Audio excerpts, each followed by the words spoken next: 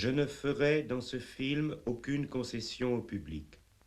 Plusieurs excellentes raisons justifient à mes yeux une telle conduite, et je vais les dire. Tout d'abord, il est assez notoire que je n'ai nulle part fait de concession aux idées dominantes de mon époque, ni à aucun des pouvoirs existants. Par ailleurs, quelle que soit l'époque, rien d'important ne s'est communiqué en ménageant un public, fût-il composé des contemporains de Périclès.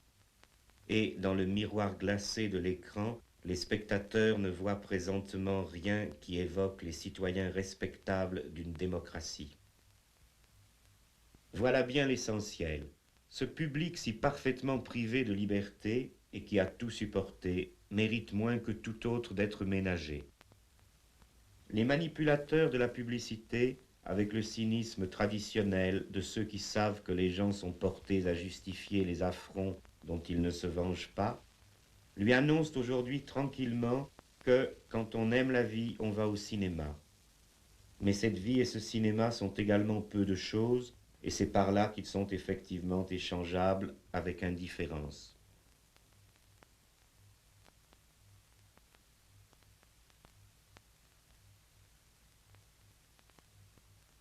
Le public du cinéma, qui n'a jamais été très bourgeois et qui n'est presque plus populaire, est désormais presque entièrement recruté dans une seule couche sociale, du reste devenue large. Celle des petits agents spécialisés dans les divers emplois de ces services dont le système productif actuel a si impérieusement besoin. Gestion, contrôle, entretien, recherche, enseignement, propagande, amusement et pseudo-critique.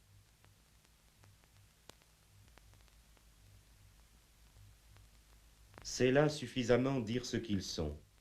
Il faut compter aussi, bien sûr, dans ce public qui va encore au cinéma, la même espèce quand, plus jeune, elle n'en est qu'au stade d'un apprentissage sommaire de ses diverses tâches d'encadrement. Au réalisme et aux accomplissements de ce fameux système, on peut déjà connaître les capacités personnelles des exécutants qu'il a formés. Et en effet, ceux-ci se trompent sur tout et ne peuvent que déraisonner sur des mensonges. Ce sont des salariés pauvres qui se croient des propriétaires, des ignorants mystifiés qui se croient instruits et des morts qui croient voter. Comme le mode de production les a durement traités, de progrès en promotion, ils ont perdu le peu qu'ils avaient et gagné ce dont personne ne voulait. Ils collectionnent les misères et les humiliations de tous les systèmes d'exploitation du passé. Ils n'en ignorent que la révolte. Ils ressemblent beaucoup aux esclaves, parce qu'ils sont parqués en masse et à l'étroit dans de mauvaises bâtisses malsaines et lugubres. Mal nourris d'une alimentation polluée et sans goût, mal soignés dans leurs maladies toujours renouvelées, continuellement et mesquinement surveillés, entretenus dans l'analphabétisme modernisé et les superstitions spectaculaires qui correspondent aux intérêts de leurs maîtres. Ils sont transplantés loin de leur province ou de leur quartier, dans un paysage nouveau et hostile, suivant les convenances concentrationnaires de l'industrie présente. Ils ne sont que des chiffres dans des graphiques que dressent des imbéciles. Ils meurent par séries sur les routes à chaque épidémie de grippe, à chaque vague de chaleur, à chaque erreur de ceux qui falsifient leurs aliments, à chaque innovation technique profitable aux multiples entrepreneurs d'un décor dont ils essuient les plâtres. Leurs éprouvantes conditions d'existence entraînent leur dégénérescence physique, intellectuelle, mentale.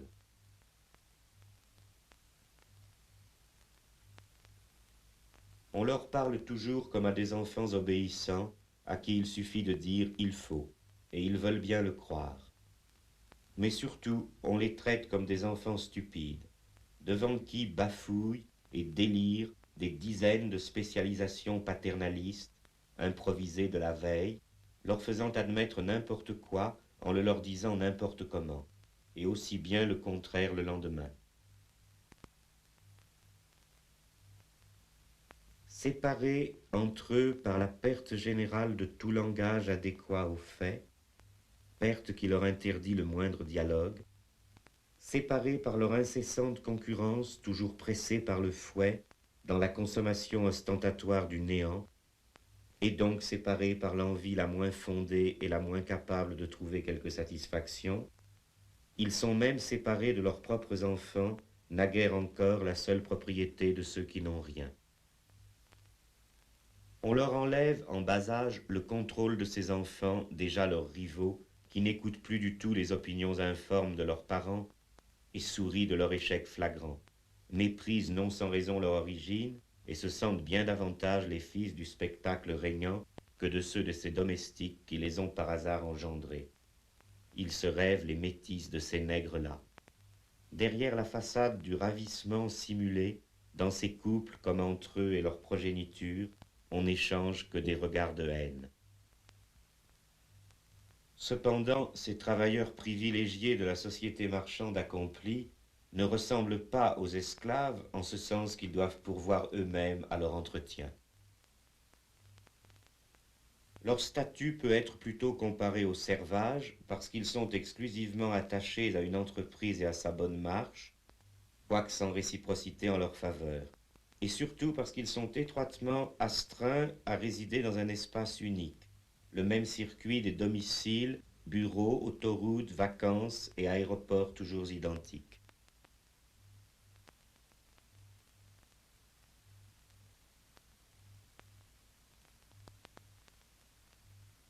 Mais ils ressemblent aussi aux prolétaires modernes par l'insécurité de leurs ressources, qui est en contradiction avec la routine programmée de leurs dépenses, et par le fait qu'il leur faut se louer sur un marché libre sans rien posséder de leurs instruments de travail, par le fait qu'ils ont besoin d'argent.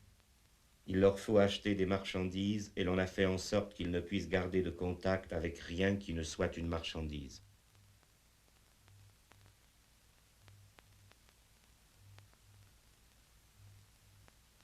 Mais où pourtant leur situation économique s'apparente plus précisément au système particulier du péonnage, c'est en ceci que cet argent autour duquel tourne toute leur activité, on ne leur en laisse même plus le maniement momentané.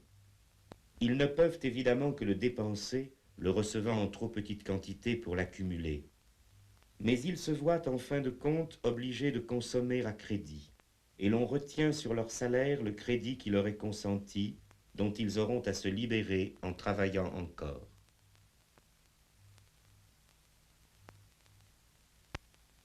Comme toute l'organisation de la distribution des biens est liée à celle de la production et de l'État, on rogne sans gêne sur toutes leurs rations, de nourriture comme d'espace, en quantité et en qualité. Quoique restant formellement des travailleurs et des consommateurs libres, ils ne peuvent s'adresser ailleurs, car c'est partout que l'on se moque d'eux.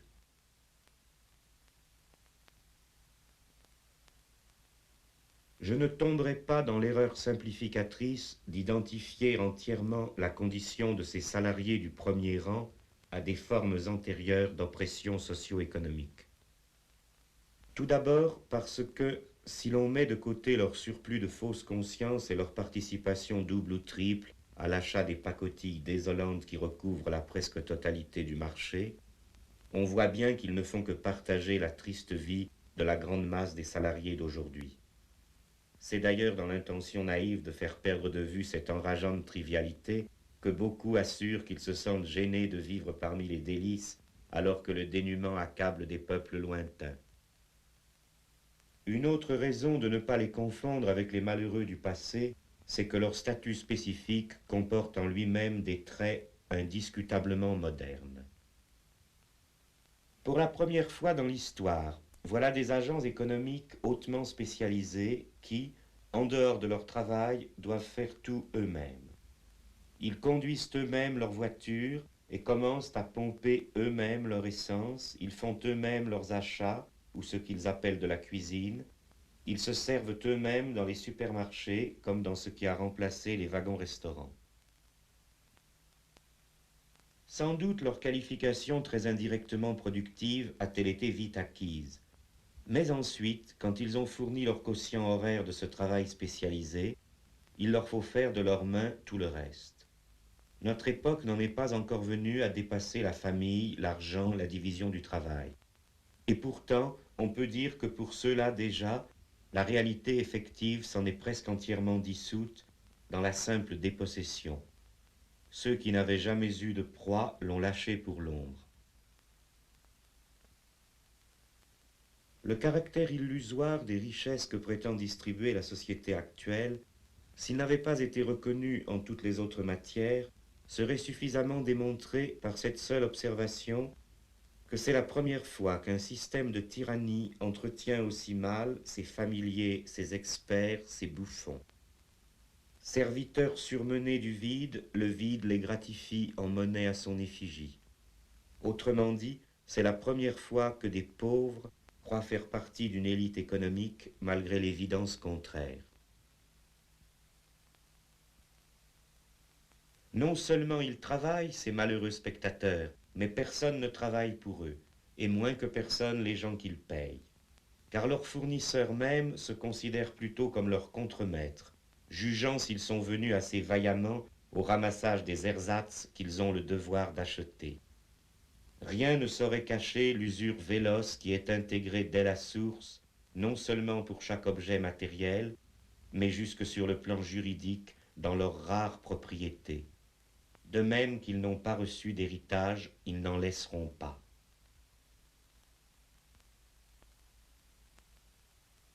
Le public du cinéma ayant donc avant tout à penser à des vérités si rudes, et qui le touchent de si près, et qui lui sont si généralement cachées, on ne peut nier qu'un film qui, pour une fois, lui rend cet âpre service de lui révéler que son mal n'est pas si mystérieux qu'il le croit, et qu'il n'est peut-être même pas incurable pour peu que nous parvenions un jour à l'abolition des classes et de l'État, on ne peut nier, dis-je, qu'un tel film n'ait en ceci au moins un mérite. Il n'en aura pas d'autre. En effet, ce public qui veut partout se montrer connaisseur et qui en tout justifie ce qu'il a subi, qui accepte de voir changer toujours en plus répugnant le pain qu'il mange et l'air qu'il respire, aussi bien que ses viandes ou ses maisons, ne renacle au changement que lorsqu'il s'agit du cinéma dont il a l'habitude. Et apparemment, c'est la seule de ses habitudes qui ait été respectée. Il n'y a peut-être eu que moi pour l'offenser depuis longtemps sur ce point. Car tout le reste, même modernisé parfois jusqu'à s'inspirer des débats mis au goût du jour par la presse, postule l'innocence d'un tel public et lui montre, selon la coutume fondamentale du cinéma, ce qui se passe au loin. Différentes sortes de vedettes qui ont vécu à sa place et qu'il contemplera par le trou de la serrure d'une familiarité canaille. Vous retrouverez l'homme qui entra dans la légende par ses actes téméraires en faveur des opprimés. La flèche noire de Robin des Bois est l'histoire d'un homme sans peur qui n'hésite pas à lutter seul contre un tyran. Non, allez-vous-en, sortez tous!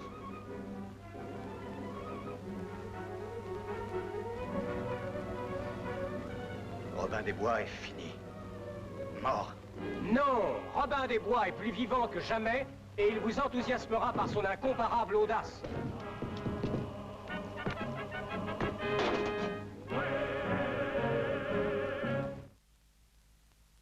Le cinéma dont je parle ici est cette imitation insensée d'une vie insensée, une représentation ingénieuse à ne rien dire, habile à tromper une heure l'ennui par le reflet du même ennui. Cette lâche imitation qui est la dupe du présent et le faux témoin de l'avenir, qui, par beaucoup de fictions et de grands spectacles, ne fait que se consumer inutilement en amassant des images que le temps emporte. Quel respect d'enfant pour des images! Il va bien à cette plèbe des vanités, toujours enthousiaste et toujours déçue, sans goût parce qu'elle n'a eu de rien une expérience heureuse, et qui ne reconnaît rien de ses expériences malheureuses parce qu'elle est sans goût et sans courage, au point qu'aucune sorte d'imposture, générale ou particulière, n'a jamais pu lasser sa crédulité intéressée.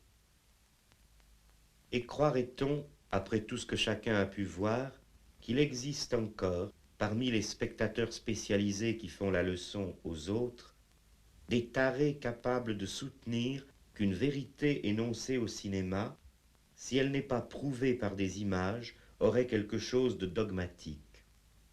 D'ailleurs, la domesticité intellectuelle de cette saison appelle envieusement discours du maître ce qui décrit sa servitude. Quant aux dogmes ridicules de ses patrons, elle s'y identifie si pleinement qu'elle ne les connaît pas. Que faudrait-il prouver par des images? Rien n'est jamais prouvé que par le mouvement réel qui dissout les conditions existantes, c'est-à-dire l'organisation des rapports de production d'une époque et les formes de fausses consciences qui ont grandi sur cette base. On n'a jamais vu d'erreur s'écrouler faute d'une bonne image. Celui qui croit que les capitalistes sont bien armés pour gérer toujours plus rationnellement l'expansion de son bonheur et les plaisirs variés de son pouvoir d'achat reconnaîtra ici des têtes capables d'hommes d'État. Et celui qui croit que les bureaucrates staliniens constituent le parti du prolétariat verra là de belles têtes d'ouvriers. Les images existantes ne prouvent que les mensonges existants.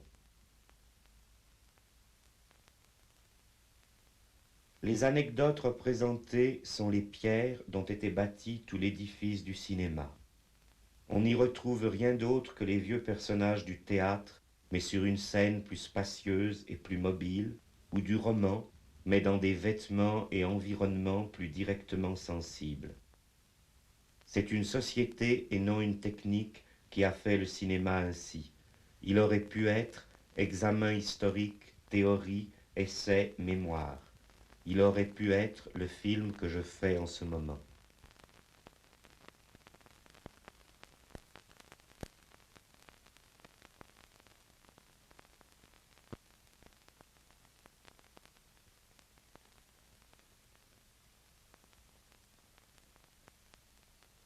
Voici par exemple un film où je ne dis que des vérités sur des images qui toutes sont insignifiantes ou fausses.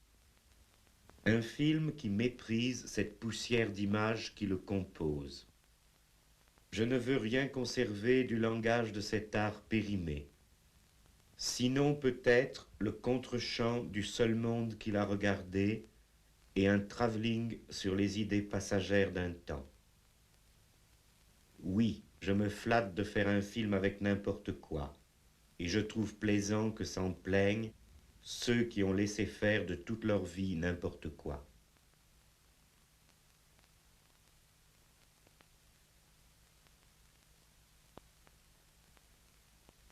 J'ai mérité la haine universelle de la société de mon temps, et j'aurais été fâché d'avoir d'autres mérites aux yeux d'une telle société. Mais j'ai observé que c'est encore dans le cinéma que j'ai soulevé l'indignation la plus parfaite et la plus unanime. On a même poussé le dégoût jusqu'à m'y piller beaucoup moins souvent qu'ailleurs, jusqu'ici en tout cas. Mon existence même y reste une hypothèse généralement réfutée. Je me vois donc placé au-dessus de toutes les lois du genre. Aussi, comme le disait Swift, ce n'est pas une mince satisfaction pour moi que de présenter un ouvrage absolument au-dessus de toute critique. Pour justifier aussi peu que ce soit l'ignominie complète de ce que cette époque aura écrit ou filmé, il faudrait un jour pouvoir prétendre qu'il n'y a eu littéralement rien d'autre, et par là même que rien d'autre, on ne sait trop pourquoi, n'était possible. Eh bien, cette excuse embarrassée, à moi seul, je suffirais à l'anéantir par l'exemple. Et comme je n'aurais eu besoin d'y consacrer que fort peu de temps et de peine, rien ne m'a paru devoir me faire renoncer à une telle satisfaction.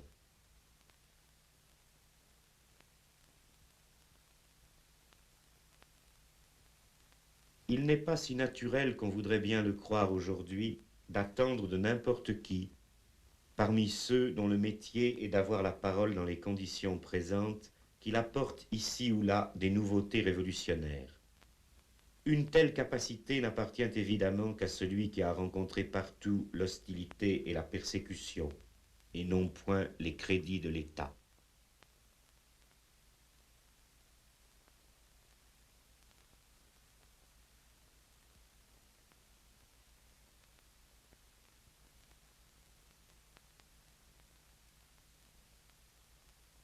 Et même, plus profondément, quelle que soit la complicité générale pour faire le silence là-dessus, on peut affirmer avec certitude qu'aucune réelle contestation ne saurait être portée par des individus qui, en l'exhibant, sont devenus quelque peu plus élevés socialement qu'ils ne l'auraient été en s'en abstenant. Tout cela ne fait qu'imiter l'exemple bien connu de ce florissant personnel syndical et politique toujours prêt à prolonger d'un millénaire la plainte du prolétaire, à seule fin de lui conserver un défenseur. Pour ma part, si j'ai pu être si déplorable dans le cinéma, c'est parce que j'ai été grandement plus criminel ailleurs.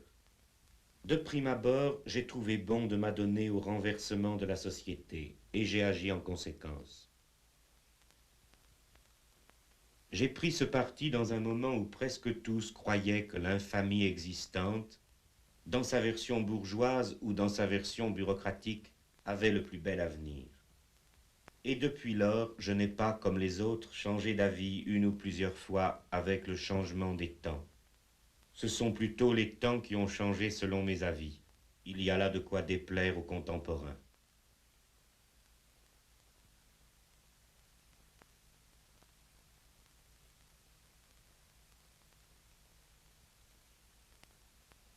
Ainsi donc, au lieu d'ajouter un film à des milliers de films quelconques, je préfère exposer ici pourquoi je ne ferai rien de tel.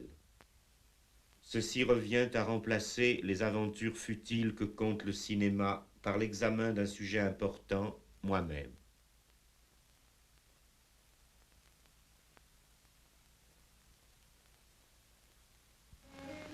Mais avant de mourir, pourrais-je savoir qui vous êtes?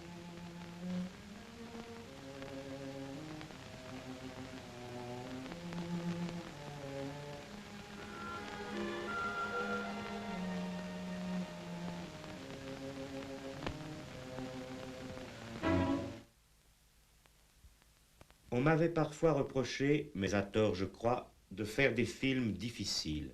Je vais pour finir en faire un. À qui se fâche de ne pas comprendre toutes les allusions, ou qui même s'avoue incapable de distinguer nettement mes intentions, je répondrai seulement qu'il doit se désoler de son inculture et de sa stérilité, et non de mes façons. Il a perdu son temps à l'université où se revendent à la sauvette des petits stocks de connaissances abîmées. À considérer l'histoire de ma vie, je vois bien clairement que je ne peux pas faire ce que l'on appelle une œuvre cinématographique. Et je crois pouvoir en convaincre aisément n'importe qui, tant par le fond que par la forme de ce discours. Il me faut d'abord repousser la plus fausse des légendes, selon laquelle je serais une sorte de théoricien des révolutions. Ils ont l'air de croire à présent, les petits hommes, que j'ai pris les choses par la théorie, que je suis un constructeur de théories, savante architecture qu'il n'y aurait plus qu'à aller habiter du moment qu'on en connaît l'adresse, et dont on pourrait même modifier un peu une ou deux bases, 10 ans plus tard et en déplaçant 3 feuilles de papier, pour atteindre à la perfection définitive de la théorie qui opérerait leur salut.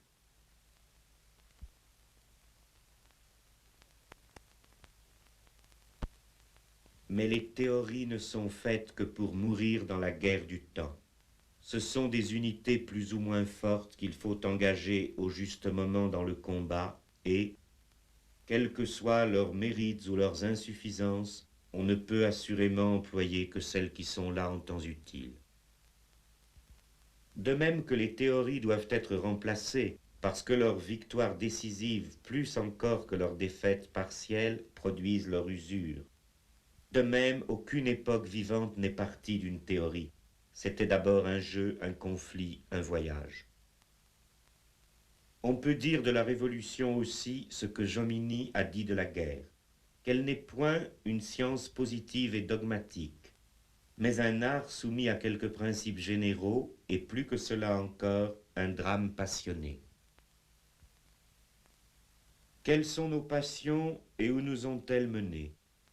Les hommes, le plus souvent, sont si portés à obéir à d'impérieuses routines que, Lors même qu'il se propose de révolutionner la vie de fond en comble, de faire table rase et de tout changer, ils ne trouvent pas pour autant anormal de suivre la filière des études qui leur sont accessibles, et puis ensuite d'occuper quelques fonctions ou de s'adonner à divers travaux rémunérés qui sont au niveau de leurs compétences ou même un peu au-delà. Voilà pourquoi ceux qui nous exposent diverses pensées sur les révolutions s'abstiennent ordinairement de nous faire savoir comment ils ont vécu. Mais moi, n'ayant pas ressemblé à tous ceux-là, je pourrais seulement dire à mon tour les dames, les cavaliers, les armes, les amours, les conversations et les audacieuses entreprises d'une époque singulière. D'autres sont capables d'orienter et de mesurer le cours de leur passé selon leur élévation dans une carrière, l'acquisition de diverses sortes de biens, ou parfois l'accumulation d'ouvrages scientifiques ou esthétiques qui répondaient à une demande sociale. Ayant ignoré toute détermination de cette sorte, je ne revois, dans le passage de ce temps désordonné, que les éléments qui l'ont effectivement constitué pour moi, ou bien les mots et les figures qui leur ressemblent. Ce sont des jours et des nuits, des villes et des vivants, et au fond de tout cela, une incessante guerre. J'ai passé mon temps dans quelques pays de l'Europe, et c'est au milieu du siècle, quand j'avais 19 ans, que j'ai commencé à mener une vie pleinement indépendante. Et tout de suite, je me suis trouvé comme chez moi dans la plus malfamée des compagnies. C'était à Paris, une ville qui était alors si belle que bien des gens ont préféré y être pauvres plutôt que riches n'importe où ailleurs. Qui pourrait, à présent qu'il n'en reste rien, comprendre cela, hormis ceux qui se souviennent de cette gloire? Qui d'autre pourrait savoir les fatigues et les plaisirs que nous avons connus dans ces lieux où tout est devenu si mauvais? Ici fut la demeure antique du roi de Hou. L'herbe fleurit en paix sur ses ruines. Là, ce profond palais des Tsines, somptueux jadis et redouté. Tout cela est à jamais fini. Tout s'écoule à la fois, les événements et les hommes, comme ces flots incessants du Yangtze-Kiang qui vont se perdre dans la mer.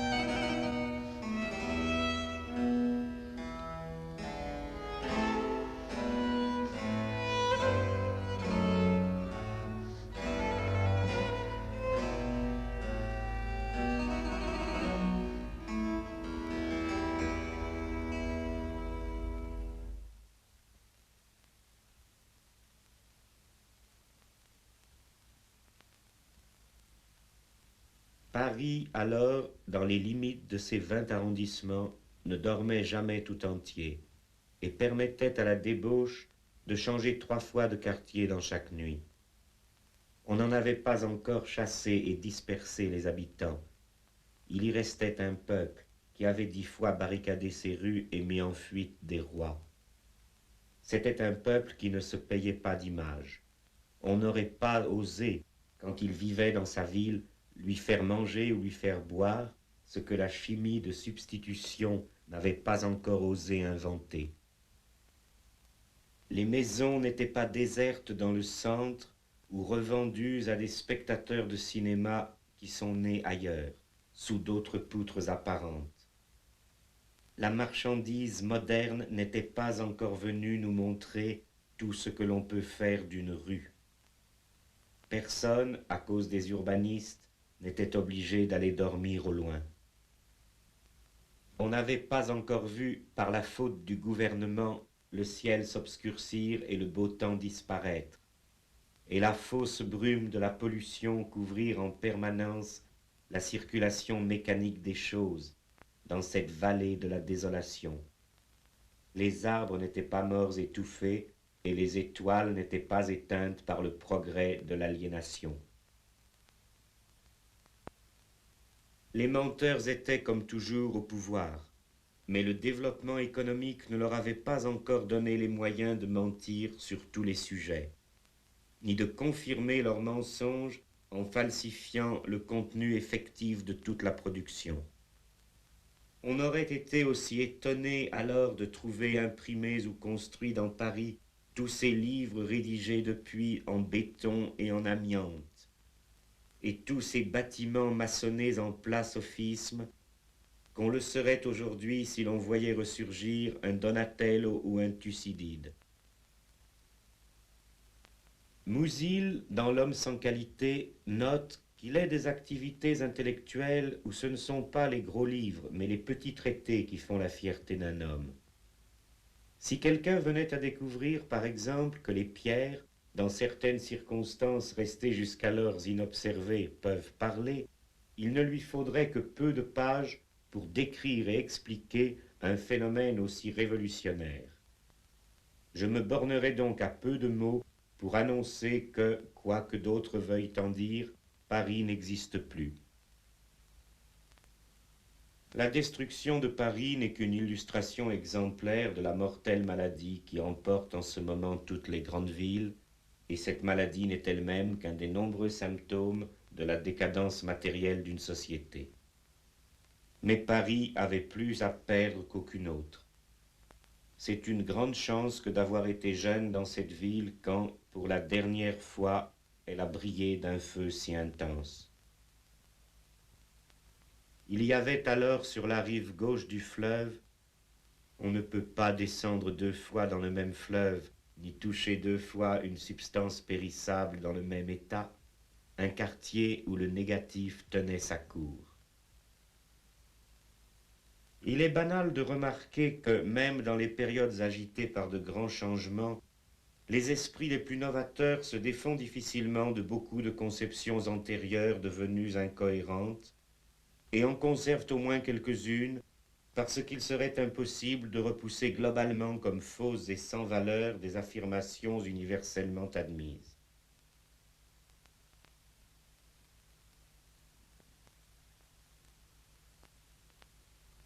Il faut pourtant ajouter, quand on connaît par la pratique ce genre d'affaires, que de telles difficultés cessent d'encombrer dès le moment où un groupe humain commence à fonder son existence réelle sur le refus délibéré de ce qui est universellement admis et sur le mépris complet de ce qui pourra en advenir.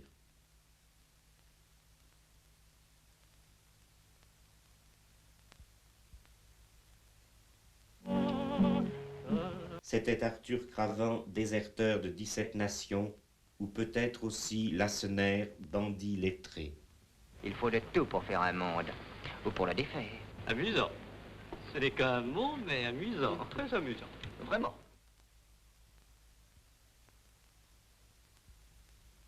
Dans ce site, l'extrémisme s'était proclamé indépendant de toute cause particulière et s'était superbement affranchi de tout projet.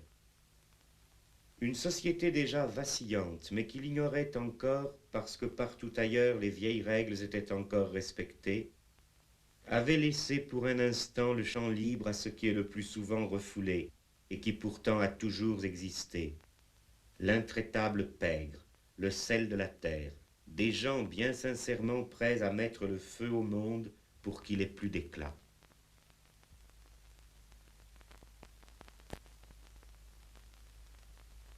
Article 488. La majorité est fixée à 21 ans accomplis. À cet âge, on est capable de tous les actes de la vie civile. Une science des situations est à faire qui empruntera des éléments à la psychologie, aux statistiques, à l'urbanisme et à la morale. Ces éléments devront concourir à un but absolument nouveau, une création consciente des situations. Mais on ne parle pas de ça dans ce film. L'ordre règne et ne gouverne pas. Le démon des armes, vous vous souvenez, c'est cela. Personne ne nous suffisait. Tout de même, la grêle sur les bannières de verre, on s'en souviendra de cette planète. Article 489. Le majeur, qui est dans un état habituel d'imbécilité, de démence ou de fureur, doit être interdit, même lorsque cet état présente des intervalles lucides. Après toutes les réponses à contre-temps et la jeunesse qui se fait vieille, la nuit retombe de bien haut. Nous vivons en enfants perdus nos aventures incomplètes.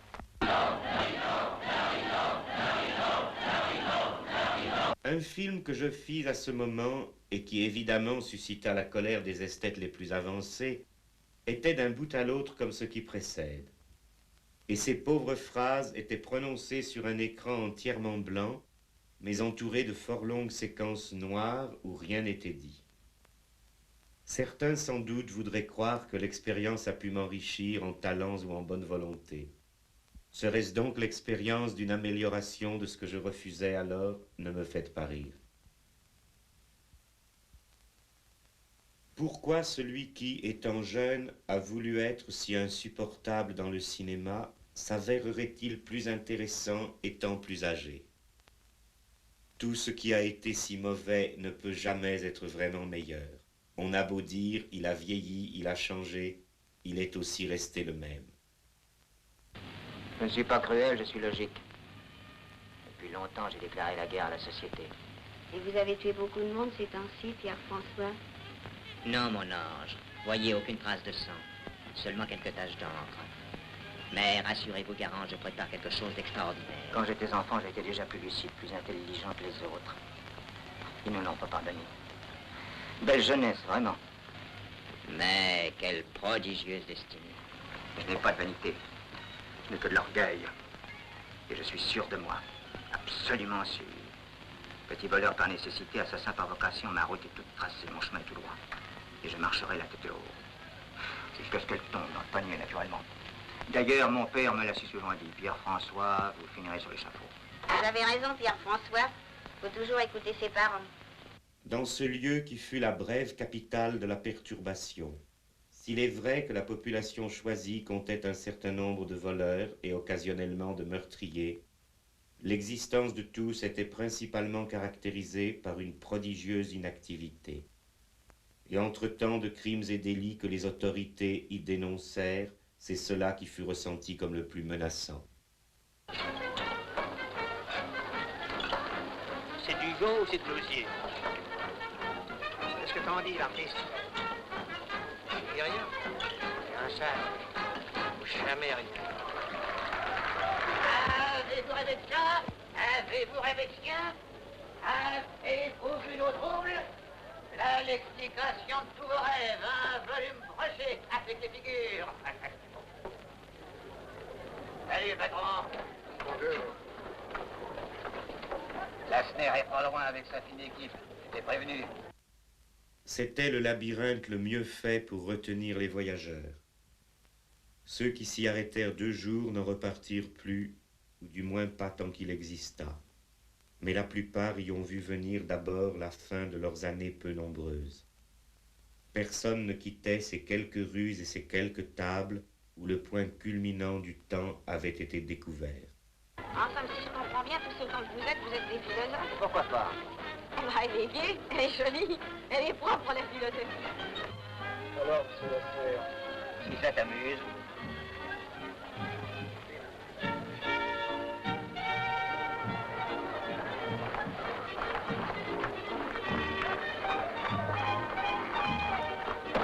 Tous s'admiraient d'avoir soutenu un défi si magnifiquement désastreux. Et de fait, je crois bien qu'aucun de ceux qui sont passés par là n'a jamais acquis la moindre réputation honnête dans le monde. Alors, mes carreaux. Voyons, patron, on ne peut plus s'amuser. Au rouge-gorge.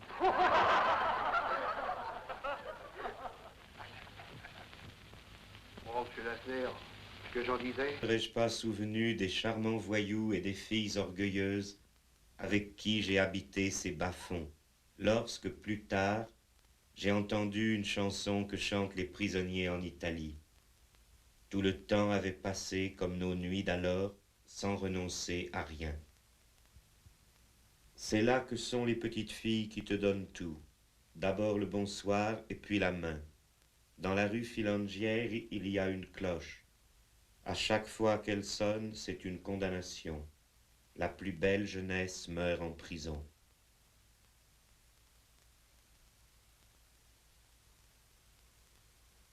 Quoique méprisant toutes les illusions idéologiques et assez indifférent à ce qui viendrait plus tard leur donner raison, ces réprouvés n'avaient pas dédaigné d'annoncer au dehors ce qui allait suivre.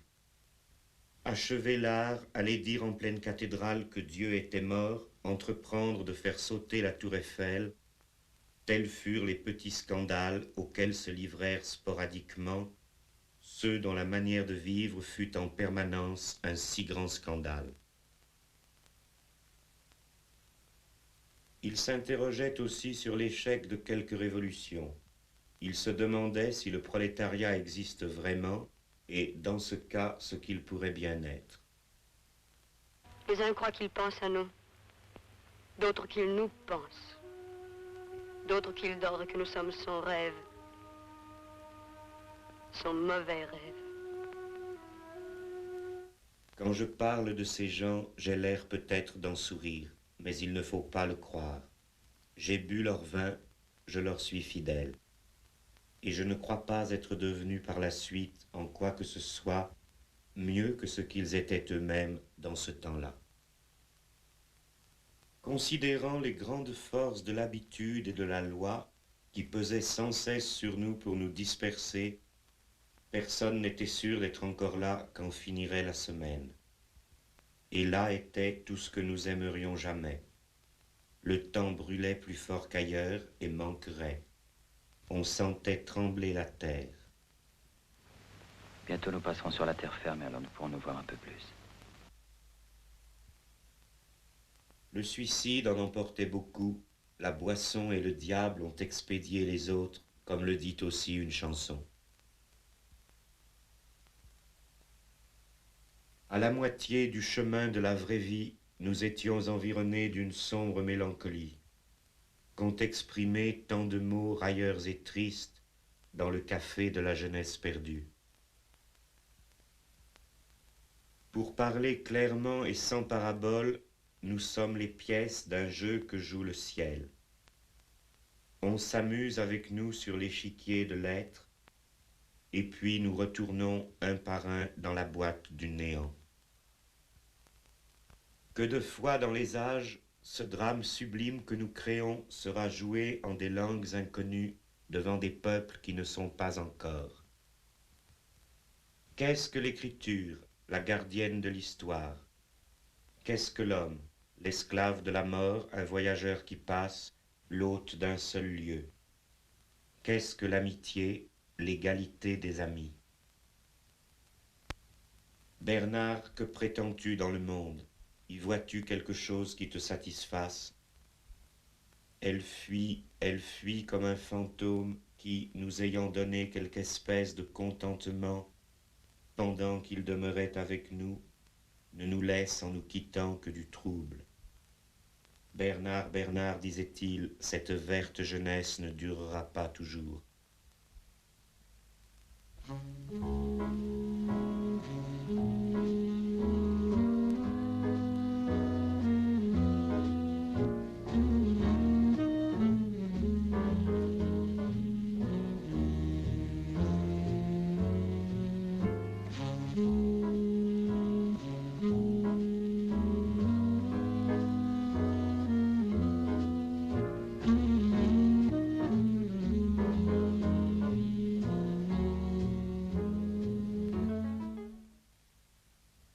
Mais rien ne traduisait ce présent sans issue et sans repos, comme l'ancienne phrase qui revient intégralement sur elle-même, étant construite lettre par lettre comme un labyrinthe dont on ne peut sortir, de sorte qu'elle accorde si parfaitement la forme et le contenu de la perdition. In girom imus nocte et consumimur igni. Nous tournons en rond dans la nuit et nous sommes dévorés par le feu. Une génération passe et une autre lui succède, mais la terre demeure toujours. Le soleil se lève et se couche, et il retourne d'où il était parti.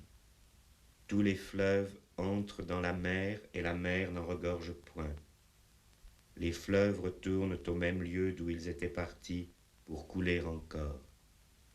Toutes choses ont leur temps, et tout passe sous le ciel après le terme qui lui a été prescrit. Il y a tant de tuer et tant de guérir, tant d'abattre et tant de bâtir. Il y a tant de déchirer et tant de rejoindre, tant de se taire et tant de parler.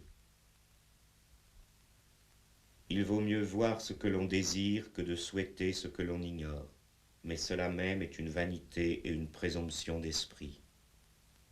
Qu'est-il nécessaire à un homme de rechercher ce qui est au-dessus de lui, lui qui ignore ce qui lui est avantageux en sa vie, pendant les jours qu'il est étranger sur la terre et durant le temps qui passe comme l'ombre.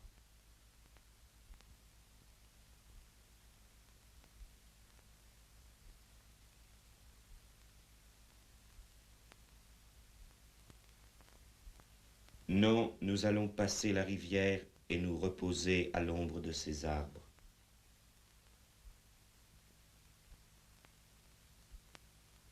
C'est là que nous avons acquis cette dureté qui nous a accompagnés dans tous les jours de notre vie et qui a permis à plusieurs d'entre nous d'être en guerre avec la terre entière d'un cœur léger.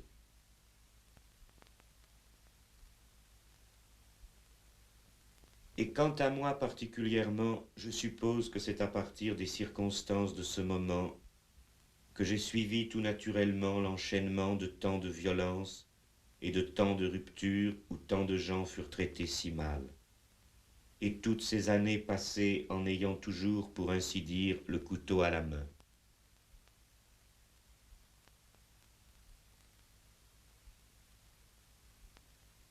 Peut-être aurions-nous pu être un peu moins dépourvus de pitié si nous avions trouvé quelque entreprise déjà formée qui nous eût paru mériter l'emploi de nos forces.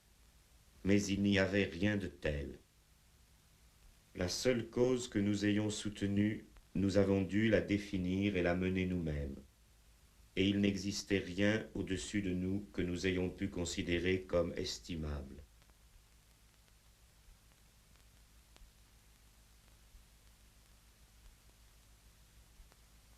Pour quelqu'un qui pense et qui agit de la sorte, il est vrai qu'il n'y a pas d'intérêt à écouter un instant de trop ceux qui trouvent quelque chose de bon ou seulement quelque chose à ménager dans les conditions existantes, ou ceux qui perdent le chemin qu'ils avaient paru vouloir suivre, ni même parfois ceux qui n'ont pas compris assez vite.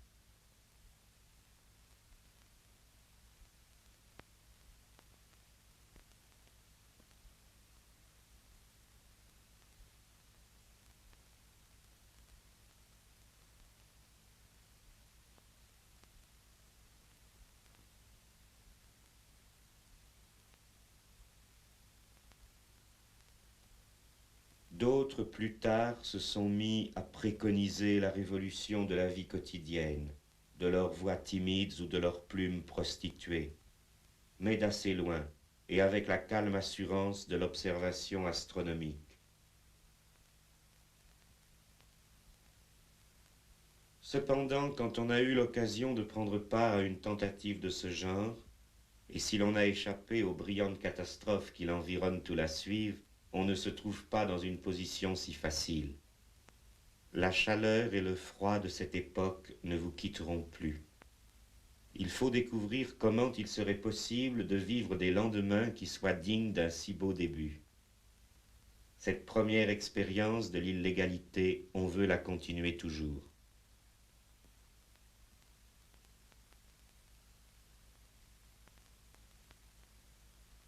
Voilà comment s'est embrasée peu à peu une nouvelle époque d'incendie, dont aucun de ceux qui vivent en ce moment ne verra la fin. L'obéissance est morte. Il est admirable de constater que les troubles qui sont venus d'un lieu infime et éphémère ont finalement ébranlé l'ordre du monde. On n'ébranlerait jamais rien par de tels procédés si l'on avait affaire à une société harmonieuse et qui saurait gérer sa puissance. Mais la nôtre, on le sait maintenant, était tout le contraire. Quant à moi, je n'ai jamais rien regretté de ce que j'ai fait, et j'avoue que je suis encore complètement incapable d'imaginer ce que j'aurais pu faire d'autre, étant ce que je suis.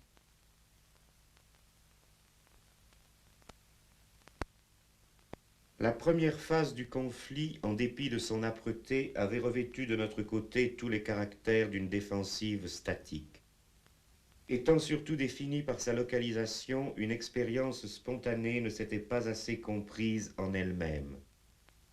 Et elle avait aussi trop négligé les grandes possibilités de subversion présentes dans l'univers apparemment hostile qui l'entourait.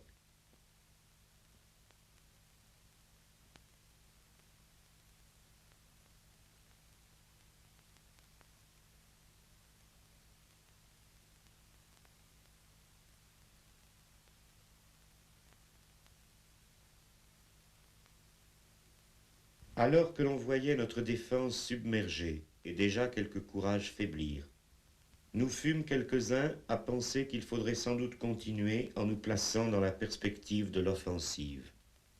En somme, au lieu de se retrancher dans l'émouvante forteresse d'un instant, se donner de l'air, opérer une sortie, puis tenir la campagne, et s'employer tout simplement à détruire entièrement cet univers hostile, pour le reconstruire ultérieurement, si faire se pouvait, sur d'autres bases.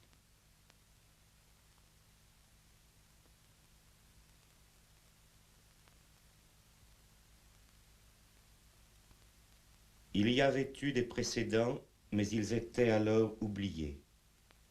Il nous fallait découvrir où allait le cours des choses et le démentir si complètement qu'il fut un jour, à l'inverse, contraint de se plier à nos goûts. Clausewitz remarque plaisamment « Quiconque a du génie est tenu d'en faire usage. Cela est tout à fait conforme à la règle. » Et Balthazar Gracian « Il faut traverser la vaste carrière du temps pour arriver au centre de l'occasion. » Mais puis-je oublier celui que je vois partout dans le plus grand moment de nos aventures, celui qui, en ces jours incertains, ouvrit une route nouvelle et y avança si vite, choisissant ceux qui viendraient, car personne d'autre ne le valait cette année-là.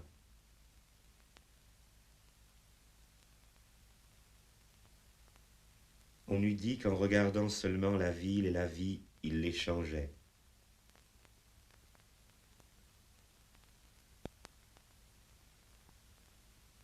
Il découvrit en un an des sujets de revendication pour un siècle. Les profondeurs et les mystères de l'espace urbain furent sa conquête.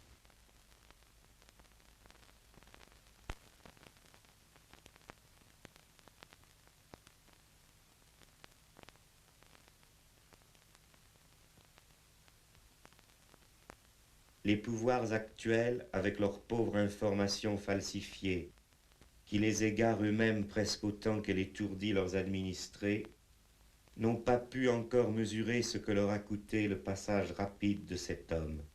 Mais qu'importe, les naufrageurs n'écrivent leur nom que sur l'eau.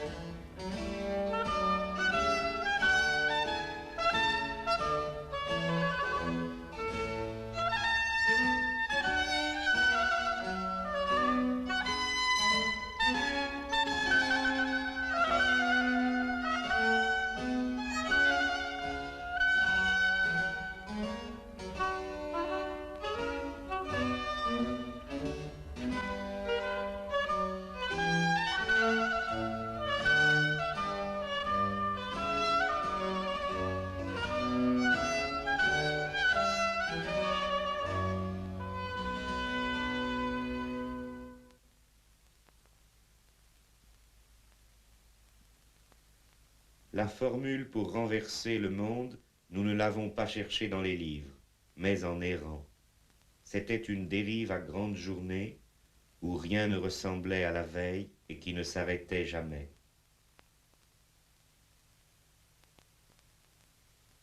Surprenante rencontre, obstacle remarquable, grandiose trahison, enchantement périlleux. Rien ne manqua dans cette poursuite d'un autre Graal néfaste dont personne n'avait voulu. Et même, un jour malheureux, le plus beau joueur parmi nous se perdit dans les forêts de la folie. Il n'y a pas de folie plus grande que l'organisation présente de la vie. Avions-nous à la fin rencontré l'objet de notre quête? Il faut croire que nous l'avions au moins fugitivement aperçu. Parce qu'il est en tout cas flagrant qu'à partir de là, nous nous sommes trouvés en état de comprendre la vie fausse à la lumière de la vraie, et possesseurs d'un bien étrange pouvoir de séduction, car personne ne nous a depuis lors approchés sans vouloir nous suivre. Et donc nous avions remis la main sur le secret de diviser ce qui était uni. Ce que nous avions compris, nous ne sommes pas allés le dire à la télévision. Nous n'avons pas aspiré au subside de la recherche scientifique, ni aux éloges des intellectuels de journaux. Nous avons porté de l'huile là où était le feu.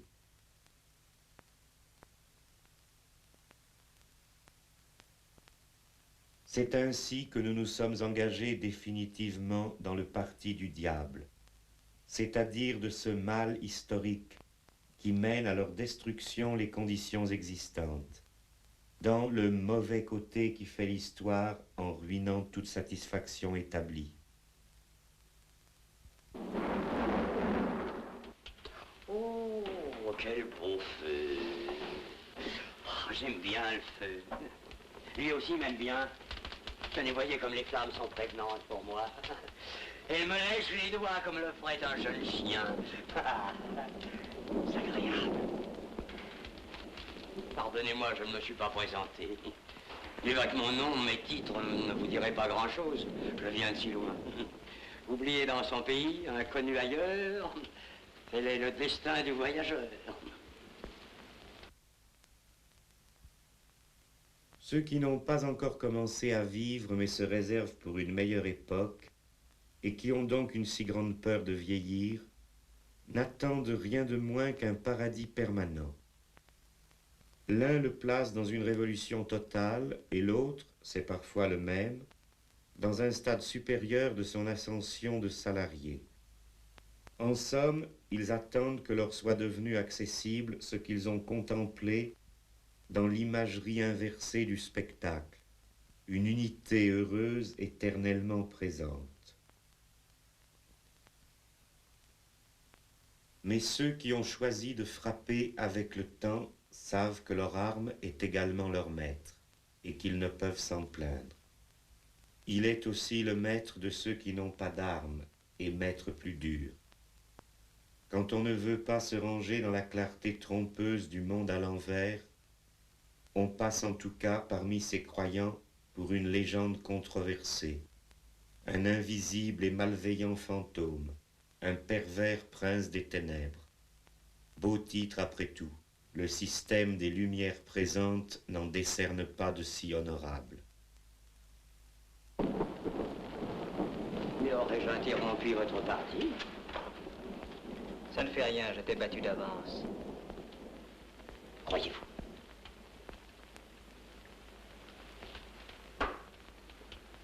Échec et mat. Vous avez gagné. C'est si simple, les échecs.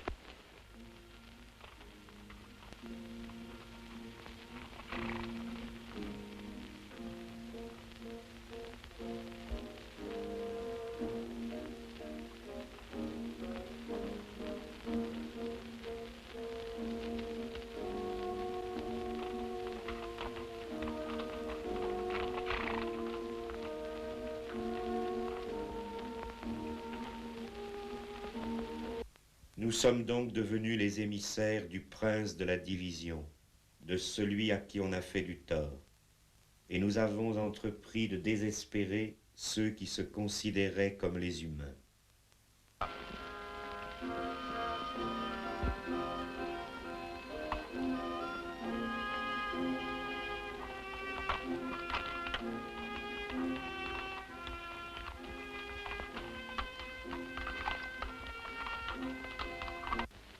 Les autres nous aiment, ils souffrent pour nous, nous les regardons, nous nous en allons. Joli voyage, le diable paye les frais. Tout au long des années qui suivirent, des gens de 20 pays se trouvèrent pour entrer dans cette obscure conspiration aux exigences illimitées. Combien de voyages hâtifs, combien de longues disputes, combien de rencontres clandestines dans tous les ports de l'Europe. Ainsi fut tracé le programme le mieux fait pour frapper d'une suspicion complète l'ensemble de la vie sociale. Classes et spécialisations, travail et divertissement, marchandises et urbanisme, idéologie et État. Nous avons démontré que tout était à jeter. Et un tel programme ne contenait nulle autre promesse que celle d'une autonomie sans frein et sans règles. Ces perspectives sont aujourd'hui entrées dans les mœurs, et partout l'on combat pour ou contre elles. Mais alors elles eussent certainement paru chimériques si la conduite du capitalisme moderne n'avait pas été plus chimérique encore.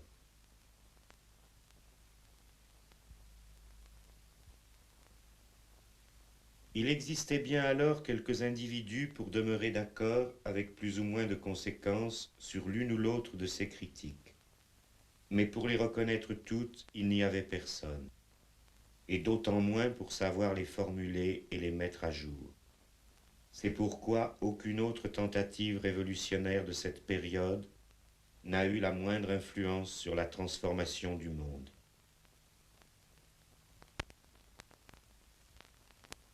Nos agitateurs ont fait passer partout des idées avec lesquelles une société de classe ne peut pas vivre. Les intellectuels au service du système, d'ailleurs encore plus visiblement en déclin que lui, essaient aujourd'hui de manier ces poisons pour trouver des antidotes, et ils n'y réussiront pas. Ils avaient fait auparavant les plus grands efforts pour les ignorer, mais aussi vainement, tant est grande la force de la parole dite en son temps. Tandis que le continent était parcouru par nos menées séditieuses qui commençaient même à toucher les autres, Paris, où l'on pouvait si bien passer inaperçu, était encore au milieu de tous nos voyages, comme le plus fréquenté de nos rendez-vous. Mais ces paysages s'étaient altérés et tout finissait de se dégrader et de se défaire.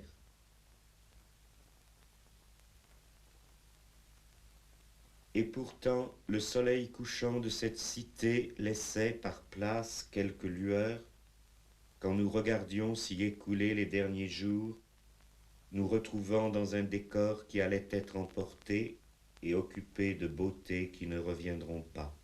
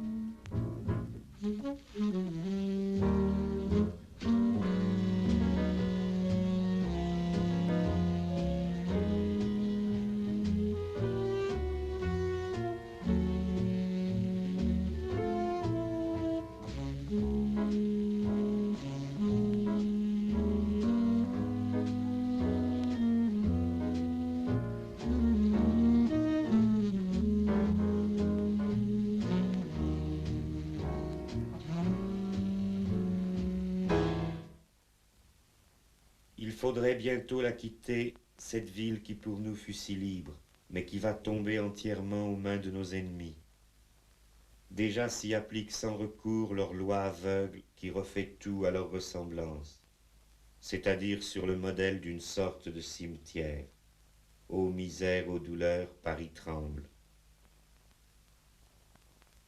Il faudra la quitter, mais non sans avoir tenté une fois de s'en emparer à force ouverte. Il faudra enfin la quitter, après tant d'autres choses, pour suivre la voie que déterminent les nécessités de notre étrange guerre qui nous a menés si loin.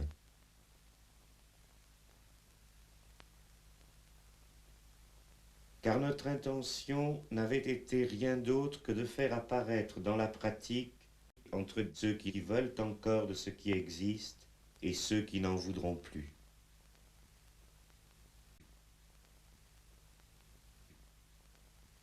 Diverses époques ont eu ainsi leurs grands conflits, qu'elles n'ont pas choisis, mais où il faut choisir son camp. C'est l'entreprise d'une génération, par laquelle se fondent ou se défont les empires et leurs cultures. Il s'agit de prendre Troie ou bien de la défendre. Ils se ressemblent tous par quelque côté, ces instants où vont se séparer ceux qui combattront dans des camps ennemis et ne se reverront plus. Que tout officier ou cadet qui s'estime honnêtement incapable de se plier au terme de ce serment aille maintenant s'aligner à droite du bataillon. Messieurs du Sud, sortez les rangs!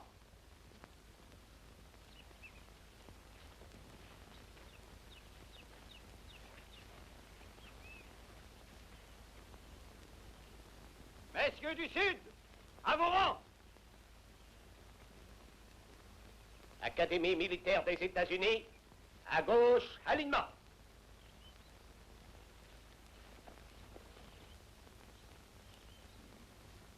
Avons-nous la permission de partir, mon colonel? Vous l'avez, capitaine. Pensez! Hop! Pour le défilé, jouez Dixie.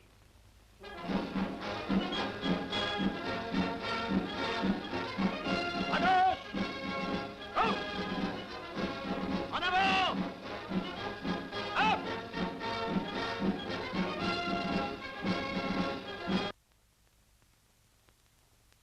C'est un beau moment que celui où se met en mouvement un assaut contre l'ordre du monde.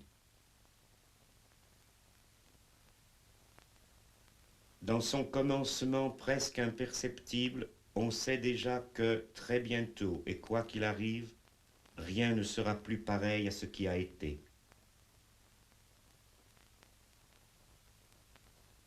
C'est une charge qui part lentement, accélère sa course, passe le point après lequel il n'y aura plus de retraite et va irrévocablement se heurter à ce qui paraissait inattaquable, qui était si solide et si défendu, mais pourtant destiné aussi à être ébranlé et mis en désordre.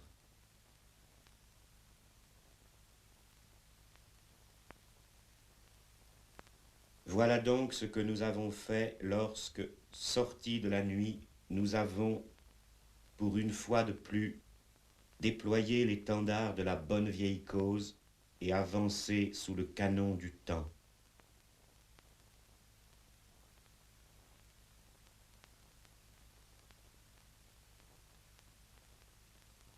Tout au long de ce chemin, beaucoup sont morts ou sont restés captifs chez l'ennemi, et bien d'autres ont été démontés et blessés qui jamais plus ne reparaîtront dans de telles rencontres.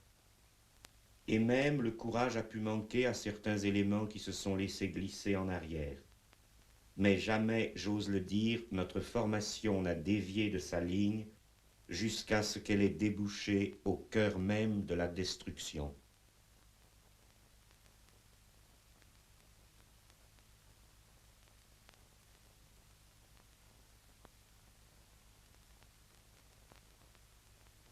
Je n'ai jamais trop bien compris les reproches qui m'ont souvent été faits, selon lesquels j'aurais perdu cette belle troupe dans un assaut insensé ou par une sorte de complaisance néronienne.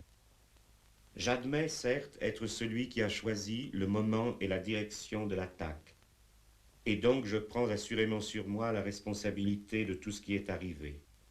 Mais quoi ? Ne voulait-on pas combattre un ennemi qui lui-même agissait réellement? Et ne me suis-je pas tenu toujours à quelques pas en avant du premier rang? Les personnes qui n'agissent jamais veulent croire que l'on pourrait choisir en toute liberté l'excellence de ceux qui viendront figurer dans un combat. De même que le lieu et l'heure où l'on porterait un coup imparable et définitif. Mais non, avec ce que l'on a sous la main, et selon les quelques positions effectivement attaquables, on se jette sur l'une ou l'autre dès que l'on aperçoit un moment favorable. Sinon, on disparaît sans avoir rien fait. Le stratège Sun Tse a établi depuis longtemps que l'avantage et le danger sont tous deux inhérents à la manœuvre. Et Clausewitz reconnaît qu'à la guerre, on est toujours dans l'incertitude sur la situation réciproque des deux parties. On doit s'accoutumer à agir toujours d'après des vraisemblances générales, et c'est une illusion d'attendre un moment où l'on serait délivré de toute ignorance. Contrairement aux rêveries des spectateurs de l'histoire quand ils essaient de s'établir stratèges à Sirius, ce n'est pas la plus sublime des théories qui pourrait jamais garantir l'événement. Tout au contraire, c'est l'événement réalisé qui est le garant de la théorie. De sorte qu'il faut prendre des risques et payer au comptant pour voir la suite. D'autres spectateurs qui volent moins haut, n'ayant pas vu même de loin le début de cette attaque, mais seulement sa fin, ont pensé que c'était la même chose. Et ils ont trouvé qu'il y avait quelques défauts dans l'alignement de nos rangs et que les uniformes à ce moment ne paraissaient plus égalitairement impeccables. Je crois que c'est là un effet du tir que l'ennemi a concentré sur nous assez longuement. Vers la fin, il ne convient plus de juger la tenue, mais le résultat. Le principal résultat, à écouter ceux qui ont l'air de regretter que la bataille ait été livrée sans les attendre, on pourrait croire que c'est le fait qu'une avant-garde sacrifiée est complètement fondue dans ce choc. Je trouve qu'elle était faite pour cela. Les avant-gardes n'ont qu'un temps, et ce qui peut leur arriver de plus heureux, c'est, au plein sens du terme, d'avoir fait leur temps. Après elles s'engagent des opérations sur un plus vaste théâtre. On n'en a que trop vu de ces troupes d'élite qui, après avoir accompli quelques vaillants exploits, sont encore là pour défiler avec leurs décorations, et puis se retournent contre la cause qu'elles avaient défendue. Il n'y a rien à craindre de semblable de celle dont l'attaque a été menée jusqu'au terme de la dissolution.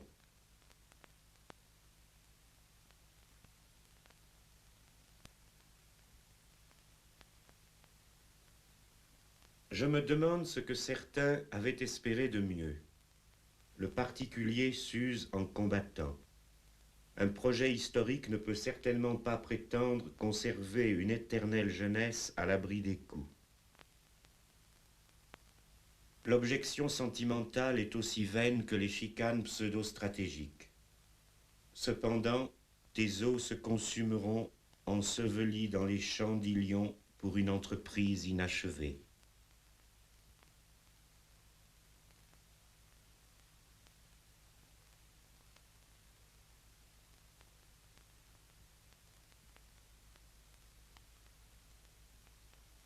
Frédéric II, le roi de Prusse, disait sur un champ de bataille à un jeune officier hésitant: « Chien, espériez-vous donc vivre toujours ?» Et Sarpédon dit à Glaucos au 12e chant de l'Iliade: « Amis, si, échappant à cette guerre, nous devions pour toujours être exempts de la vieillesse et de la mort, je resterai moi-même en arrière. Mais 1000 morts sont incessamment suspendus sur nos têtes. Il ne nous est accordé ni de les éviter, ni de les fuir. Marchons donc. »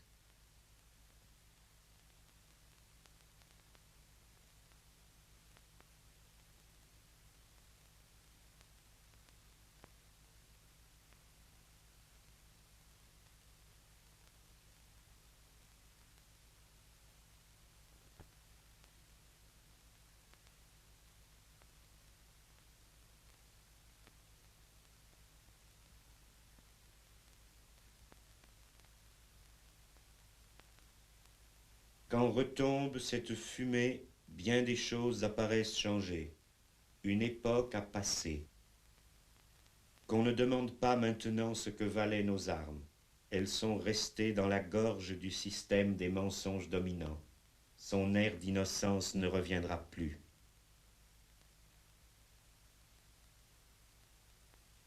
Après cette splendide dispersion, j'ai reconnu que je devais, par une soudaine marche dérobée, me mettre à l'abri d'une célébrité trop voyante. On sait que cette société signe une sorte de paix avec ses ennemis les plus déclarés quand elle leur fait une place dans son spectacle. Mais je suis justement dans ce temps le seul qui ait quelque célébrité, clandestine et mauvaise, et que l'on n'ait pas réussi à faire paraître sur cette scène du renoncement. Combien de mazout reste-t-il? Nous devrons rompre le combat dans 2 heures, amiral.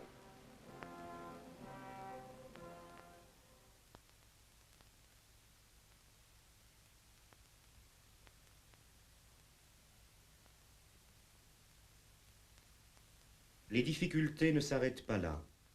Je trouverais aussi vulgaire de devenir une autorité dans la contestation de la société que dans cette société même, ce qui n'est pas peu dire.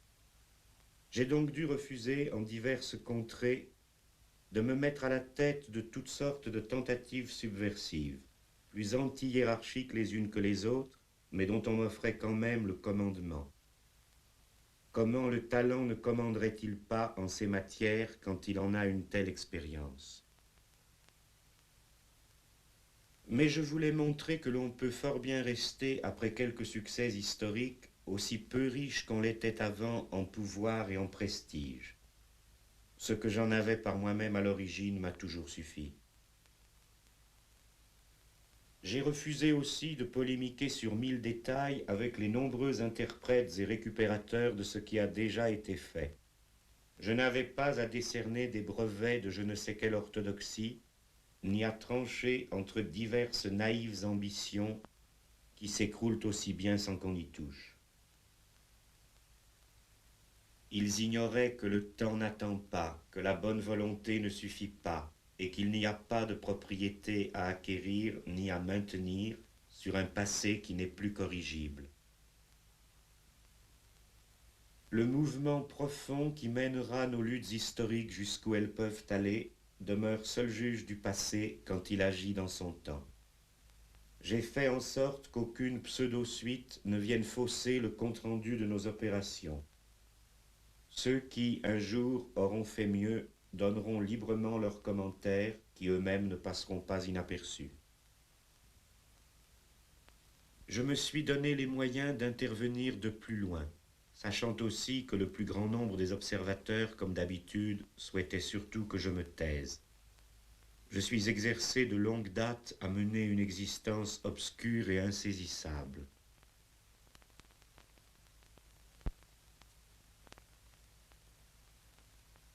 J'ai donc pu conduire plus avant mes expériences stratégiques si bien commencées. C'est là, selon le mot d'un homme qui n'était pas dépourvu de capacité, une étude où personne ne peut jamais devenir docteur. Le résultat de ces recherches, et voilà la seule bonne nouvelle de ma présente communication, je ne le livrerai pas sous la forme cinématographique.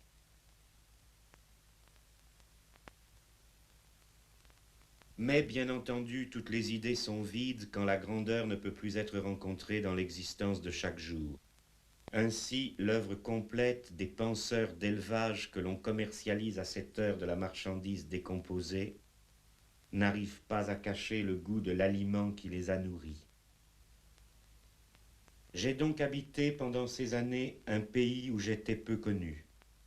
La disposition de l'espace d'une des meilleures villes qui furent jamais, et les personnes et l'emploi que nous avons fait du temps, tout cela composait un ensemble qui ressemblait beaucoup au plus heureux désordre de ma jeunesse. Je n'ai nulle part recherché de société paisible, et c'est tant mieux, car je n'en ai pas vu une seule. Je suis fort calomnié en Italie, où l'on s'est plu à me faire une réputation de terroriste.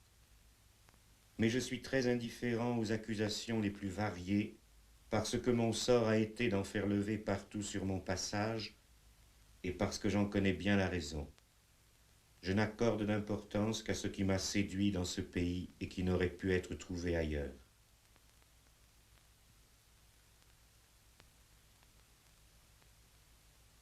Je revois celle qui était là comme une étrangère dans sa ville. Chacune est citoyenne d'une véritable cité, mais tu veux dire celle qui a vécu son exil en Italie. Je revois les rives de l'Arno pleines d'adieux.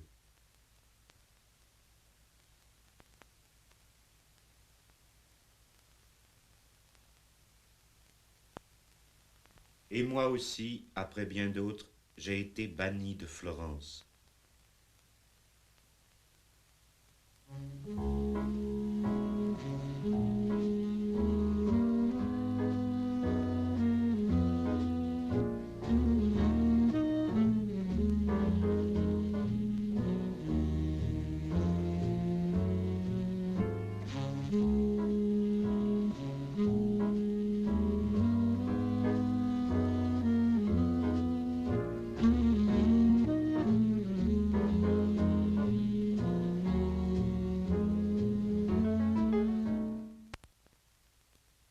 De toute façon, on traverse une époque comme on passe la pointe de la dogana, c'est-à-dire plutôt vite. Tout d'abord, on ne la regarde pas tandis qu'elle vient. Et puis on la découvre en arrivant à sa hauteur, et l'on doit convenir qu'elle a été bâtie ainsi et pas autrement. Mais déjà nous doublons ce cap, et nous le laissons après nous, et nous nous avançons dans des eaux inconnues.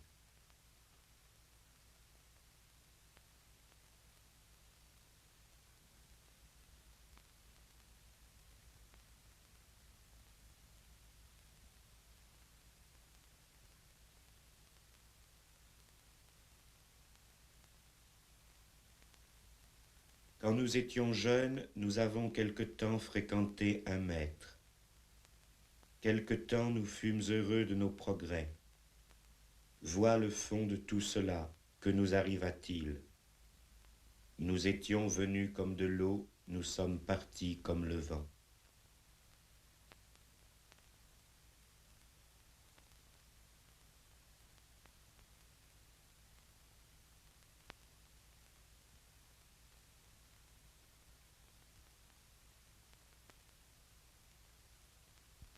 Dites-moi plutôt ce que vous êtes devenu. Je suis devenu célèbre. Oui, j'ai réussi quelques méfaits assez retentissants et le nom de Lassner a défrayé plus d'une fois la chronique judiciaire. Mais c'est la gloire, Pierre-François. Oui, ça commence. Mais à la réflexion, j'aurais tout de même préféré une éclatante réussite littéraire. En une vingtaine d'années, on a le temps d'habiter vraiment qu'un petit nombre de maisons. Celles-ci ont toujours été pauvres, je le note, mais bien situées tout de même. Ce qui valait de l'être y a toujours été reçu et le reste rejeté à la porte. La liberté n'avait pas alors beaucoup d'autres demeures. Où sont les gracieux galants que je suivais au temps jadis? Ceux-là sont morts. Un autre a vécu encore plus vite, jusqu'à ce que se referment les grilles de la démence.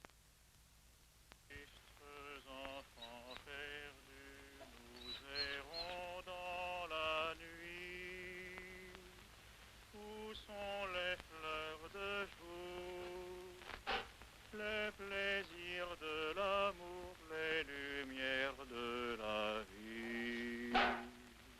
Tristes enfants perdus, nous errons dans la nuit.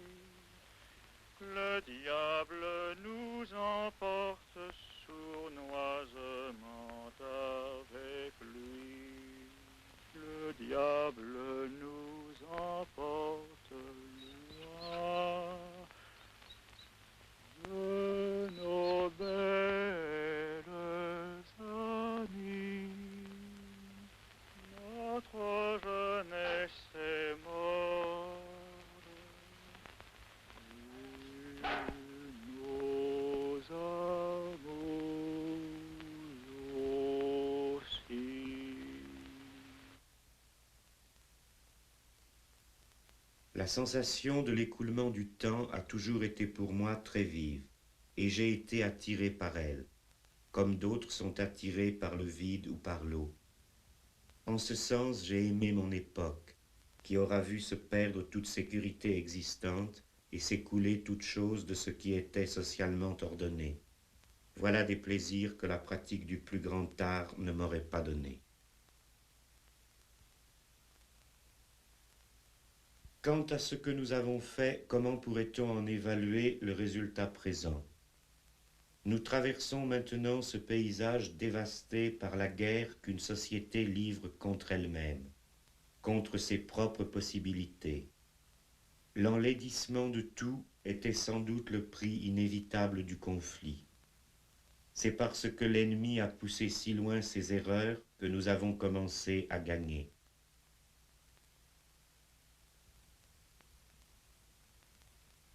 La cause la plus vraie de la guerre, dont on a donné tant d'explications fallacieuses, c'est qu'elle devait forcément venir comme un affrontement sur le changement.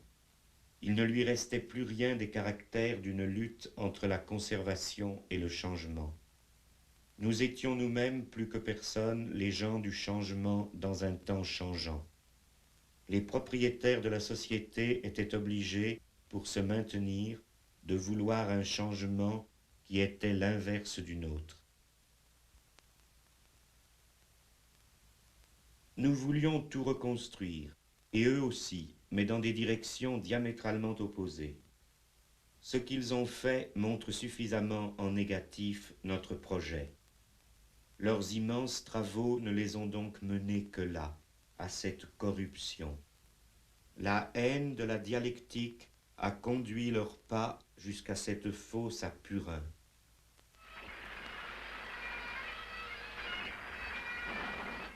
Nous devions faire disparaître, et nous avions pour cela de bonnes armes, toute illusion de dialogue entre ces perspectives antagonistes. Et puis les faits donneraient leur verdict. Ils l'ont donné.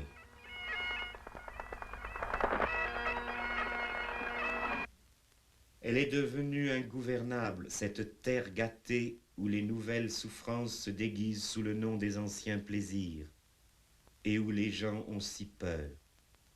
Ils tournent en rond dans la nuit et ils sont consumés par le feu. Ils se réveillent effarés et ils cherchent en tâtonnant la vie. Le bruit court que ceux qui l'expropriaient l'ont pour comble égaré. Voilà donc une civilisation qui brûle, chavire et s'enfonce tout entière. Ah, le beau torpillage! Et moi, que suis-je devenu au milieu de ce désastreux naufrage que je trouve nécessaire, auquel on peut même dire que j'ai travaillé, puisqu'il est assurément vrai que je me suis abstenu de travailler à quoi que ce soit d'autre. Ce qu'un poète de l'époque Tang a écrit en se séparant d'un voyageur, pourrais-je l'appliquer à cette heure de mon histoire. Je descendis de cheval, je lui offris le vin de l'adieu, et je lui demandai quel était le but de son voyage. Il me répondit, « Je n'ai pas réussi dans les affaires du monde. Je m'en retourne au mont Nanshan pour y chercher le repos. »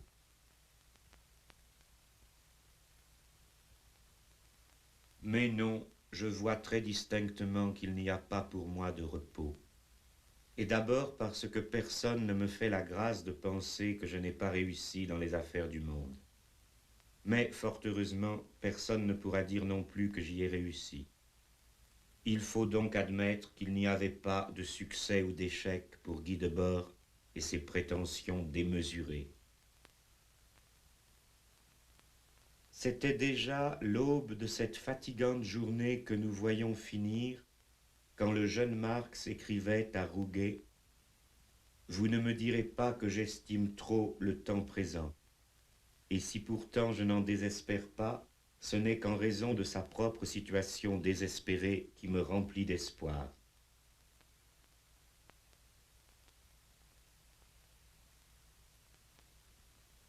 L'appareillage d'une époque pour la froide histoire n'a rien apaisé, je dois le dire, de ces passions dont j'ai donné de si beaux et si tristes exemples. Comme le montrent encore ces dernières réflexions sur la violence, il n'y aura pour moi ni retour ni réconciliation. La sagesse ne viendra jamais.